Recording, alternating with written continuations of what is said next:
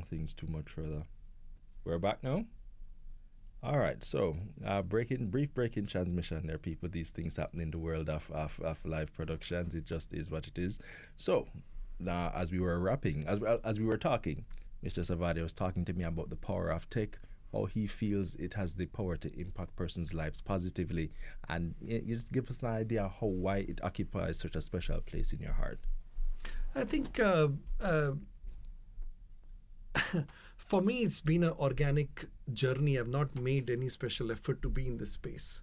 I think I have a knack of looking at problems in a business. Mm-hmm. I've got a knack of finding solutions to those problems.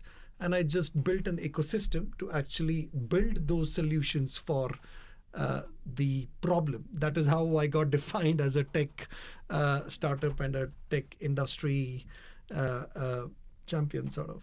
All right, so it just kind of came natural. It's one of those things. It became the tool, and then from there it just kind of built itself around, and then you just kind of occupied it. Just one of those most useful tools for you. All right. Now we had talked about it now, insofar as your plan to launch a program to help entrepreneurs going on in a month or two. But if there were any set of rules or any set of things that you could guiding principles that have governed your entrepreneurship journey, what are some of them that you could share just briefly with entrepreneurs who might be watching and learning now? I think there are a few rules I think I abide by 100% as a person, and this is 100% fact. One is you have to work very hard. Mm-hmm. If you clock yourself 8:30 a.m. start, 5 p.m. stop, you will not get there. Mm-hmm. There have been days I work 19 hours a day.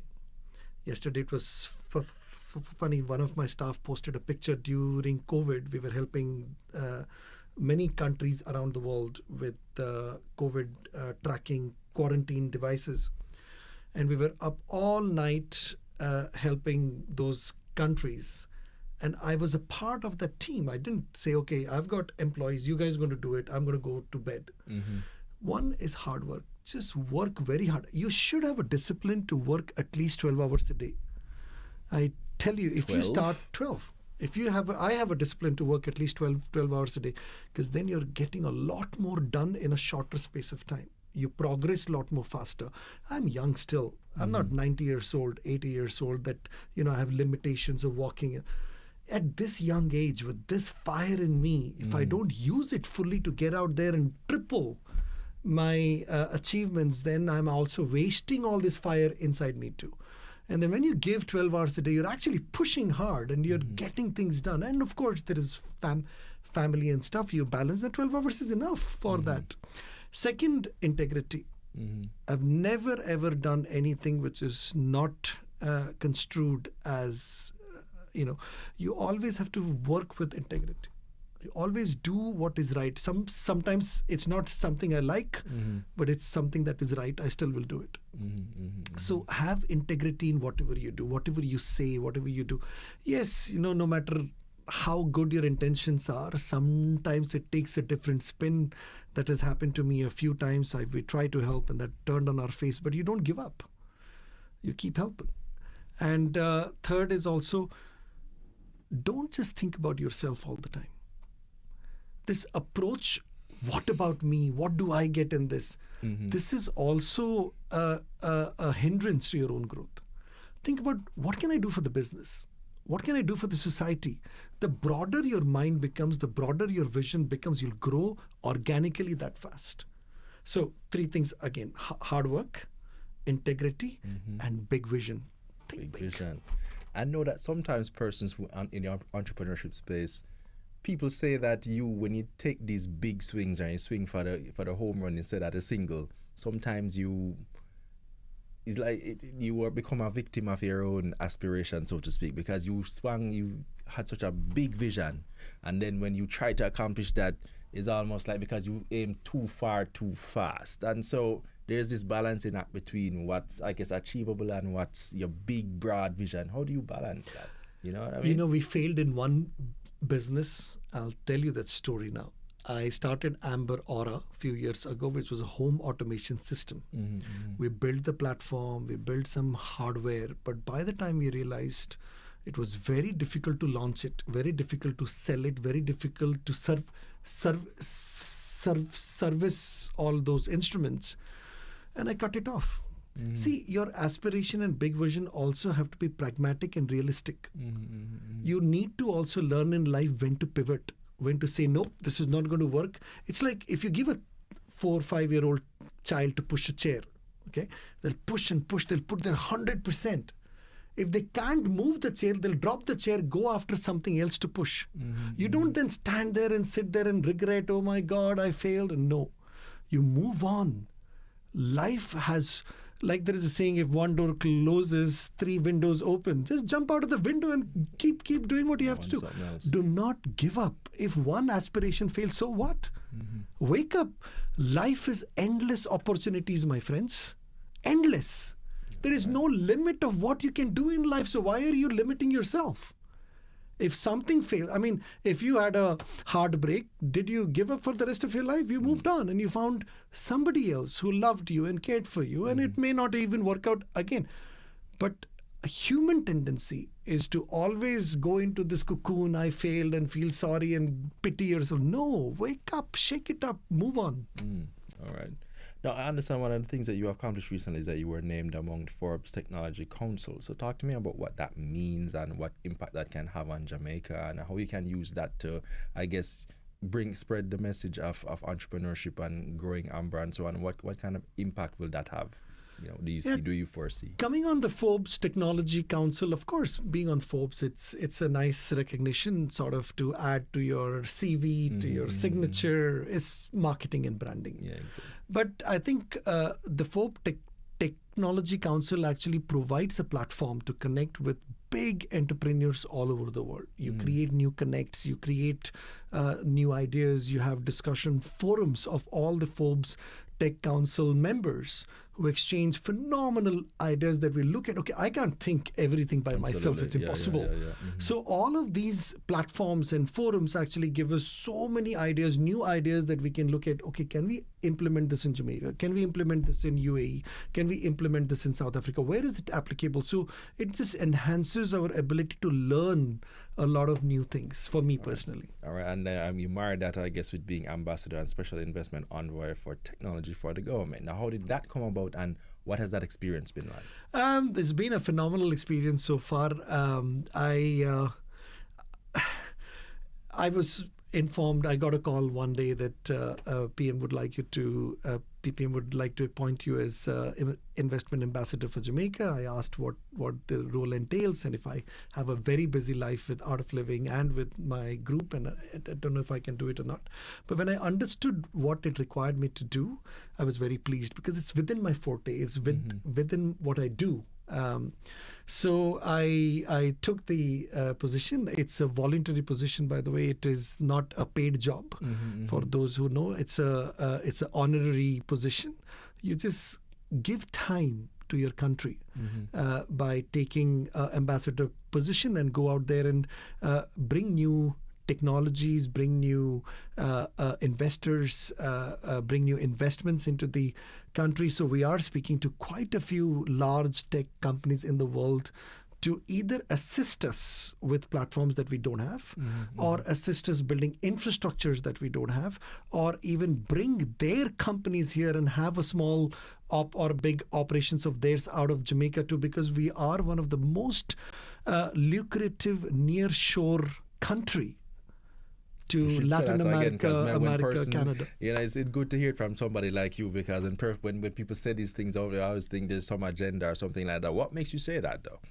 Say what? Well, that Jamaica is one of the most lucrative nearshoring markets, I guess, if you will, in the world based on where we are and that kind of thing. Because I think it's good to spread the gospel so that more persons can understand what we have here and what the power, I guess, that we occupy as Jamaicans and what Jamaica has the potential to do. I want you to say. See, I think to me, Jamaica is vibrant as a country. There's vibes. You can feel it. Our music, our culture, our food.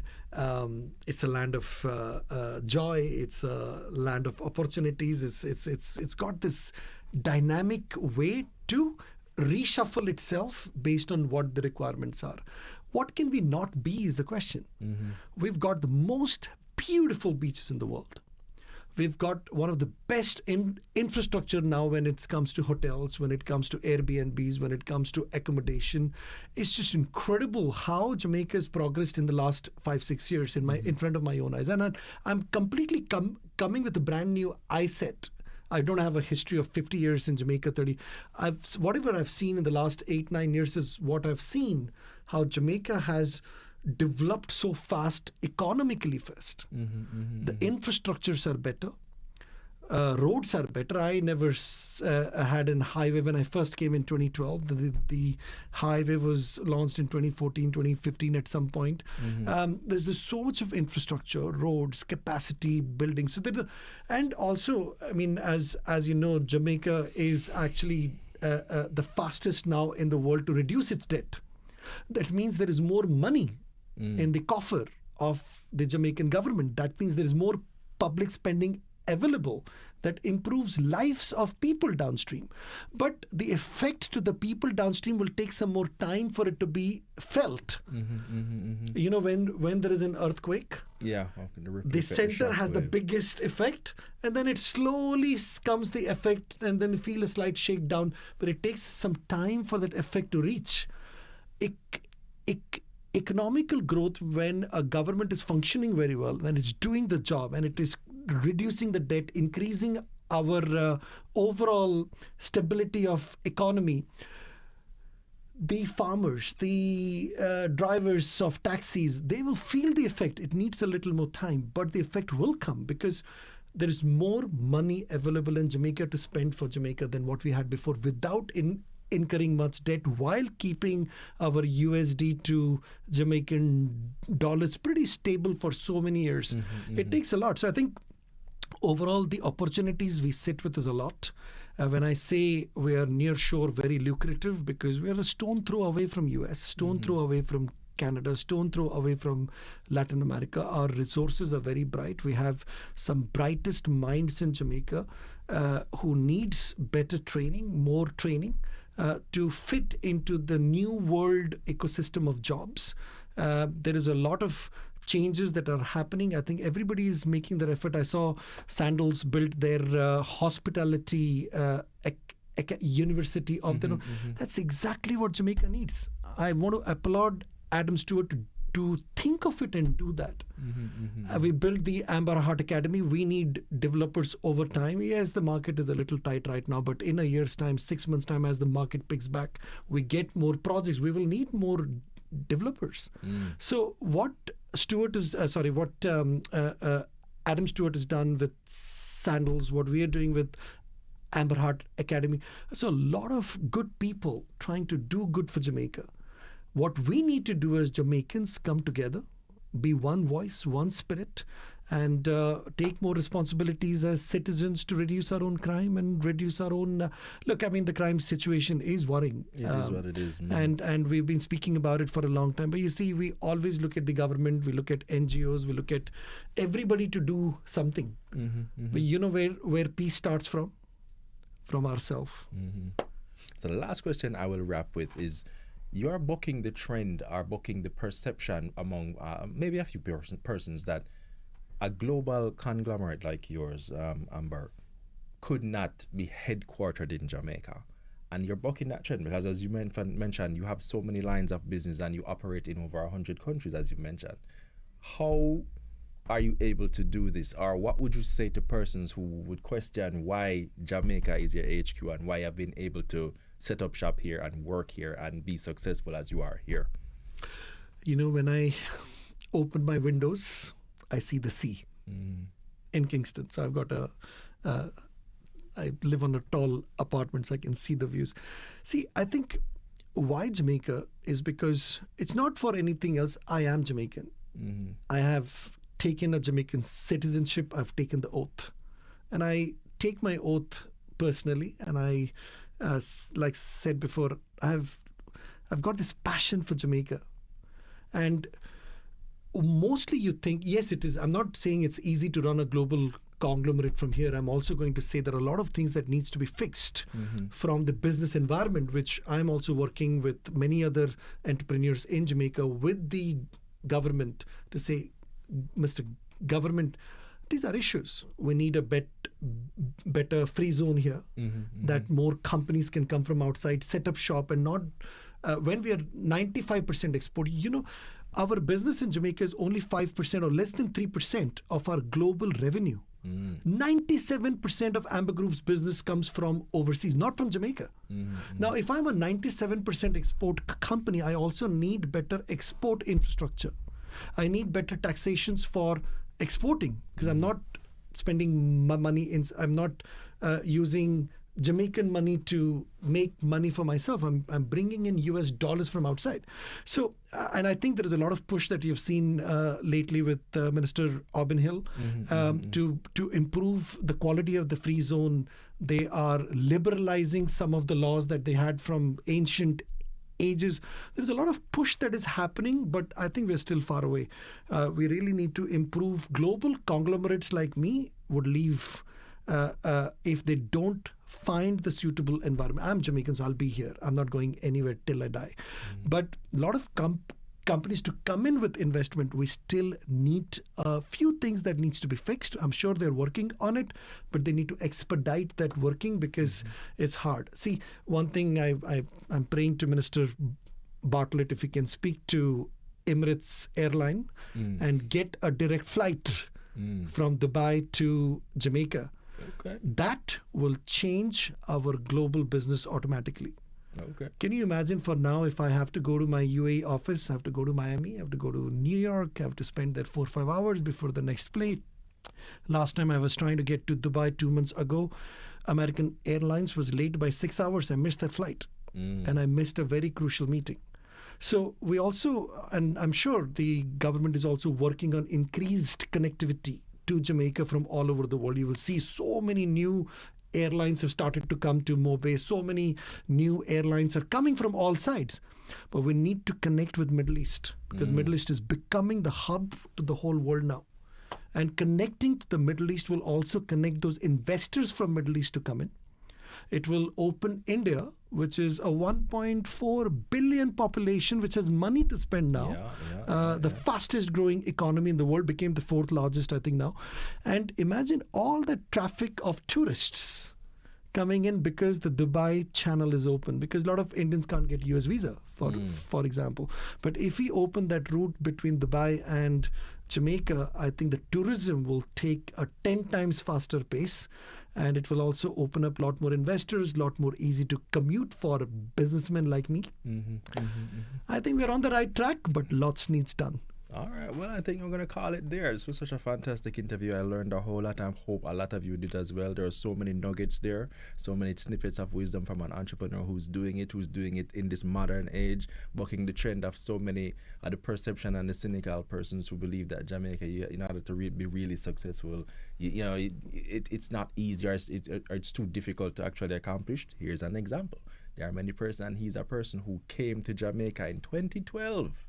And decided to make it his home, decided to set up shop and just go 10,000% and just make something of himself, and then set as a social entrepreneur to make sure that everything that he does impacts the country positively. It can be done. It is being done. Here is your example. If persons want to link up with you or just rap with you, talk to you, get an opportunity to just kind of bounce ideas, and so how do they do so? Where can they find you? Just find me on Instagram, d.savadia, Savadia. That's my official handle.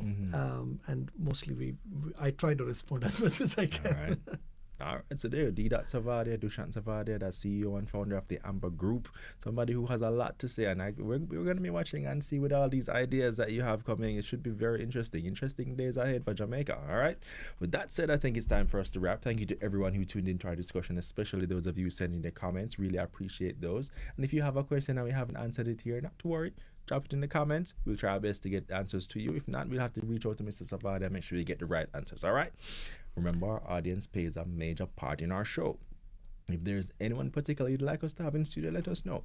We'll try to have that person in studio as soon as possible. Don't forget to follow us on Facebook, X, Instagram, TikTok, you name it, we're there. Jamaica Information Service. Just look for us. You'll find us. All right. In the meantime, you can also check out Mrs. Savadia, check out Amber Group, find out all that they're going out with, and see if you can learn something new. All right. Should be a good experience for you. Well, we do this live every week online on our different social media platforms. I have been your host, Vaughn Davis, and this has been Studio 58A Live. Thank you so much for joining us. Please have a wonderful rest of the day. Take care. Thank you.